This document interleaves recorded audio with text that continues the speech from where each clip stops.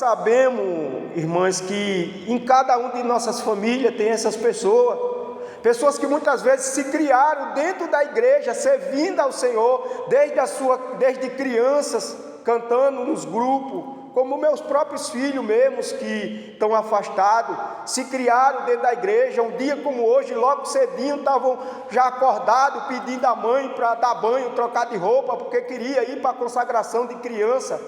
Quando chegaram à adolescência, para os grupos de louvor, de adolescente, de jovem, e depois que cresce, toma um alento, toma os pés e próprio começa a querer andar por caminho que não agrada ao Senhor, e de repente não quer vir mais para a igreja, começa a botar defeito, em tudo vê defeito, não vê mais qualidade, aquela qualidade que tinha, que queria estar na igreja, não queria perder um culto. Quando tinha evangelização, era aquela maior alegria de sair, aquela multidão de jovens, de criança para evangelizar. Aí depois começa a ver defeito, e vão voltando para trás, mas o defeito não está na igreja, o defeito está na própria pessoa, que não quer mais o Senhor.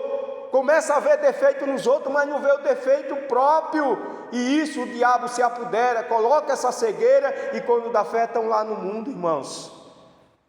Em dias como hoje, que as trevas se apoderam desse mundo tenebroso, de quem não tem o Senhor, as trevas cegam esse povo, irmão. Esses dias agora a folia é droga, é bebida, é essas farras, irmão, e muitos deles não voltam mais para casa, porque em muitas cidades que a gente sabe aí a violência são demais, irmão, e são um povo que sai no dia de hoje e querem voltar só quando terminar lá para o final da outra semana, e muitas vezes não voltam mais para casa, e a preocupação está nos pais, está nas mães, que se preocupa muitas vezes na esposa, ou até mesmo no esposo, porque muitas vezes tem esposo que não gosta dessas folias, mas tem mulheres que se não tiver dentro dessas folias esses dias, não tem graça, irmão. Parece que a única festa do mundo é esse tal de carnaval. Tem pessoas que é doente por essa festa, irmão, nós sabemos disso, e o diabo se apodera dessas vidas para destruir família, mas nós estamos orando, acreditando no socorro do céu, acreditando que assim como o Senhor Jesus, que deixou a trajetória que Ele ia, e foi para a cidade de Naim, porque sabia que na hora que Ele estava chegando no portão daquela cidade ia saindo uma mãe que já era viúva, não tinha marido, a única esperança era o filho, e agora estava levando o filho para o enterro, sepultar, e aquela mãe ia ficar solitária, e não tinha ninguém que cuidasse dela, e Jesus estava vindo de caminho, e sabendo o que estava acontecendo na cidade de Naim, porque assim como Ele sabe o que está acontecendo na minha casa, na minha família, Ele sabe o que está acontecendo na casa das minhas irmãs e dos meus irmãos agora, sabendo que eu estou precisando, e sabendo o que vocês estão precisando,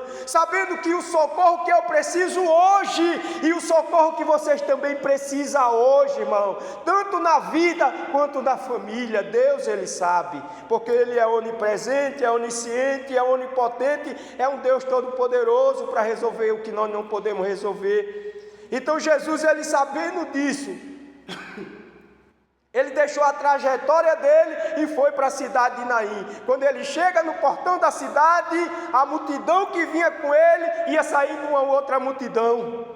A multidão que vinha com Jesus vinha festejando, cantando louvores a Deus, mas a multidão que saía da cidade chorava junto com aquela mãe, porque perdeu o único filho que tinha, a esperança que ela tinha, ela ia sepultar. Quantas pessoas não estão sepultando os seus sonhos, os seus projetos hoje, irmãos?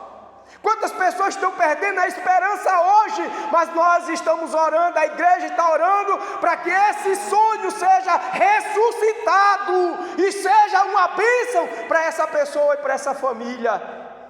Assim como aquele jovem era e foi para aquela mãe, porque Jesus chegando e vendo a mãe chorando, Jesus não quis mais palavra com ninguém. Jesus foi ao encontro da mãe e disse: não chora.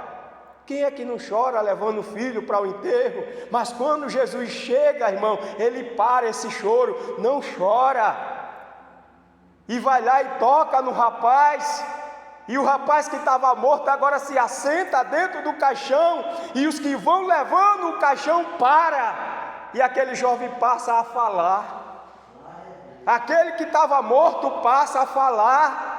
E agora aquela multidão que chorava com a mãe glorifica a Deus e dizendo: um grande profeta se levantou no nosso meio e Deus visitou o seu povo. Irmã Iris, irmã Sônia e os demais, nós estamos acreditando. Deus está visitando a nossa parentela, Deus está visitando a nossa família, Deus está visitando nossos vizinhos de coração duro. Aqueles que muitas vezes nem quer falar comigo nem com você, aqueles que muitas vezes estão na porta quando a gente vai saindo para não dar um bom dia, uma boa noite, uma boa tarde, entra para dentro para não dar um bom dia para nós. Deus está visitando também essas pessoas, porque nós estamos aqui de joelho pedindo: Deus, tenha de misericórdia, eles precisam do Senhor, assim como aquela mãe e aquele jovem precisava do socorro de Jesus, essas pessoas também precisam, e nós estamos aqui orando por eles para que Deus traga socorro. Amém, minha irmã?